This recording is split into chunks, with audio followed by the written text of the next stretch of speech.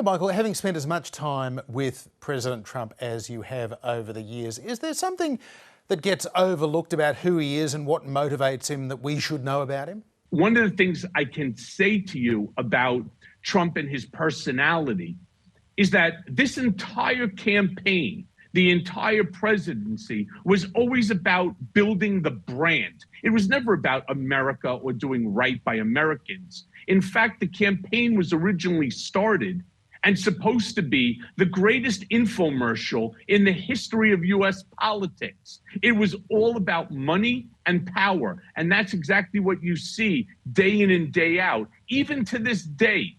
As the former president of the United States, as he's grifting off of these unsuspecting MAGA supporters who have already put into his coffers, into the super PAC, that he gets to use 90% of it at his own discretion, his sole discretion, right? He has taken over $250 million from these people. It's the greatest grift in U.S. presidential politics. Do you reckon Trump has changed as a person since 2017? Do you recognise the Trump that you see today? He was always racist. He's always been sexist, misogynistic, xenophobic, homophobic, Islamophobic, anti-Semitic.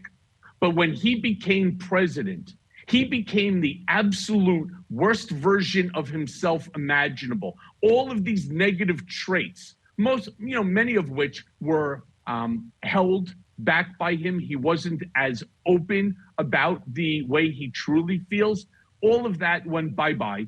And he then decided that he was going to use his platform in order to, again, attract the lowest denominator here in America, which turns out to be his supporters. So Donald Trump is facing legal jeopardy, even criminal jeopardy on multiple fronts right now as his former personal attorney. What do you think he should be the most worried about? Absolutely. The first thing he knows is that the Attorney General, Tish James, here in New York, filed a lawsuit, a 220-page lawsuit that is going to put his company, the Trump Organization, into a death spiral. They will cancel out all of his organizational rights, as well as his license to have that company here in New York. That will place all of the assets in jeopardy. And another thing her 220-plus page lawsuit is asking for is a settlement in excess of $250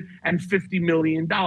Now, after she had credited me for starting this case, one of the things that I had been very vocal about is knowing the documents that they are using and knowing the case that they are building against Trump. I suspect that the amount will be somewhere in excess of $750 million to about $1 billion, which would cause all of the New York assets that they would have control over for the judgment will cause all of that to be sold off at auction and used in order to satisfy the judgment. Michael, the last time people ran against Trump in a primary fight did not work out well for them. So what would your advice be to someone like, say, Ron DeSantis, if he comes up against Trump in a primary fight in 2024? I believe that Trump's popularity amongst the Republican Party has waned and waned significantly. He still has that base, so make no bones about it. There is a base of about, let's say, 22% of the Republican Party. That's about 20 million Americans that are, massive supporters of Trump and Trumpism.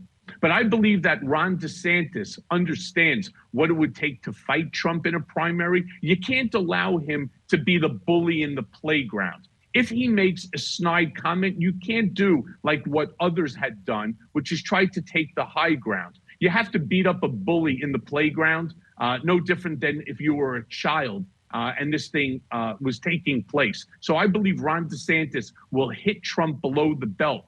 And the interesting thing is the things that you will hit Trump with are factually accurate.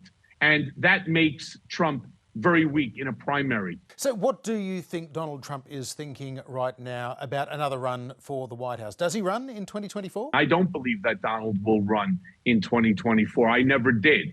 I believe he says that because, again, it's part of the great grift, which is continuing to fleece his supporters out of more and more money, claiming that he is going to run and keeping their support active.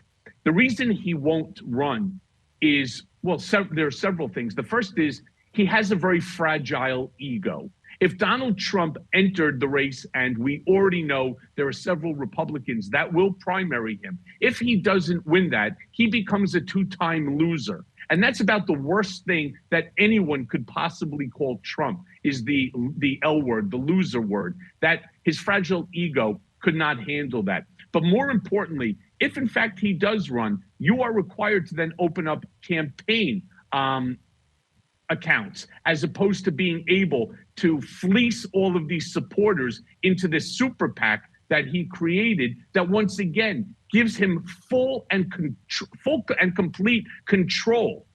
And over 90% of all of the money coming in, that's 90 cents of every dollar, he has absolute control over, and he can use it for anything that he wants. So I don't believe he's going to run. On top of that, lastly, I think statistically, the folks around him, at least the few that are still semi-legitimate, have already advised him that based upon the numbers, he cannot win a general election based upon who he is and the support that is out there. He just doesn't have enough in order to win a general election.